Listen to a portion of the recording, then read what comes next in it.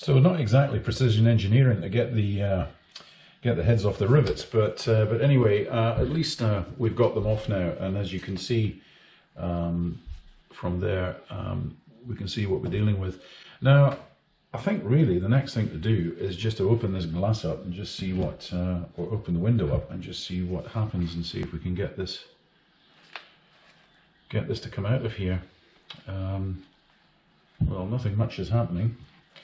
I think what we'll do is we'll just try and prise this rubber back.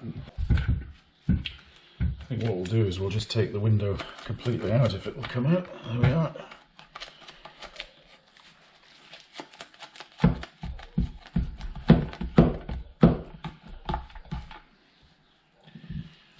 There is our window out. Still a bit of rivet left in there, as you can see. We should just be able to poke out. There we are. So we can put this to one side, and we just need to concentrate on this. Now, you can just see in there now where these pins are, and apparently they just the heads of these just come out, or rather the pin just comes out. There we are. There's the pin. There's one pin out.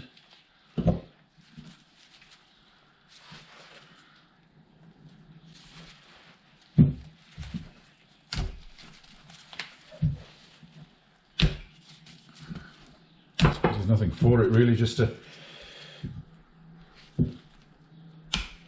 pull it out, because we're not going to be using this rubber again.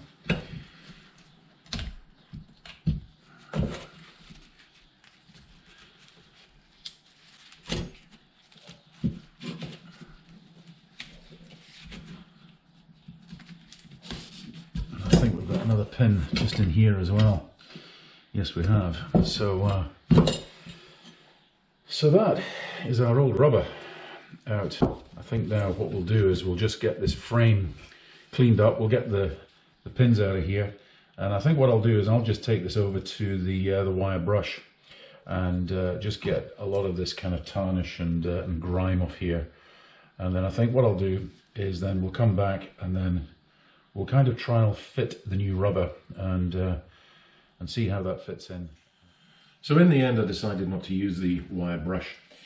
There's just too many bits and pieces sticking out here to make it easy to do. I mean, it's really quite awkward to get into all these kind of nooks and crannies here. So what I did was I just used a Scotch-Brite pad, which has worked perfectly well, and it's really come up nicely.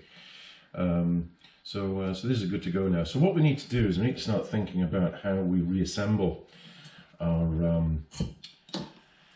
vent assembly or frame. And now in the instructions, what it does is it tells you that this seal here was both pinned and glued into this frame. Now I'm just looking at this and I'm thinking, and I can see a bit of the sort of the mummified glue that's left in here, and I've scraped away all of the sort of loose stuff. But I'm thinking, you know, does it actually really need to be glued? Because if we replace all these pins, which effectively is going to retain this this rubber, I think that's enough. I might maybe just dab a bit of glue in here. I don't know. I'll see how I feel at the time. But I think now what we need to do is just get this kind of trial fitted, and just to make sure that this rubber seal seats in here nicely.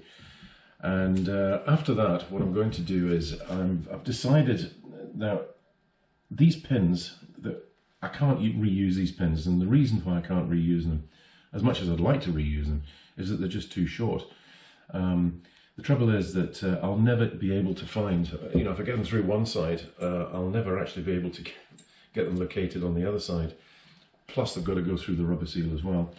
So what I've decided to do is I've decided to use these 4BA brass countersunk, almost like a set screw, which are those there. They're too long, which is good because I'll be able to nip off the protrusion at the other side.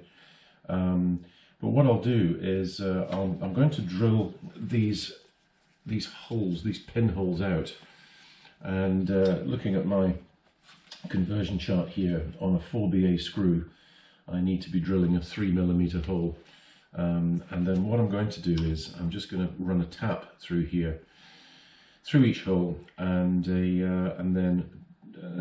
well, before I do that, I'm going to drill it with the seal in place to make sure that the whole assembly goes back together correctly. So it's a bit complicated, you know. You've got to think about where we go, you know, from here, step by step. And the other thing I've also got to consider as well is the hinge at the top of the window here.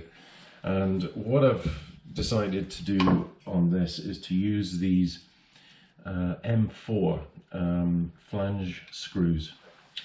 And what I'll do is I'll put a nut at the other side, which is an M4 nut, and apparently there is enough room for a nut to sit on top of the frame as it goes back into the car, into the door. So we should be okay at that. So really, it's just a bit of machining here, just a bit of drilling, getting it right, trial fitting this, and so let's get cracking. Okay, so I just want to make sure that this rubber seal fits okay in the frame. Now, what I've been careful with here is I've made absolutely certain that all of this kind of lines up, and I've just sort of eyeballed it and just made sure that the whole thing is completely straight. And any sort of dings and dents that were on the outside edges, I've made sure that I pulled those out and back into shape. So I'm going to use this M8 set screw, and I'm just going to push this through. This is the pinhole where the main swivel pin is, and I just want to line it up with this hole first, just to make sure that the whole thing goes in. And I'll start with this corner, and then just press it.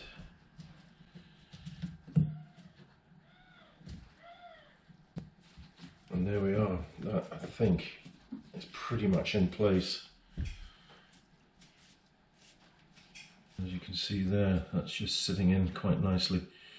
And that overhang of that bit of rubber there is in position as well.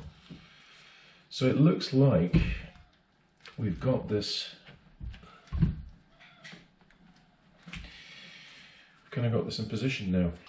So that fits. So what we can do now is, I think we will start drilling out these pins, and what we've got to do is kind of pull this rubber back, the seal back here, but at the same time making sure that the rubber seal is fully home in the channel. So it's going to be a bit tricky, but we'll make a start on that now, and hopefully we can get these holes drilled without damaging the seal.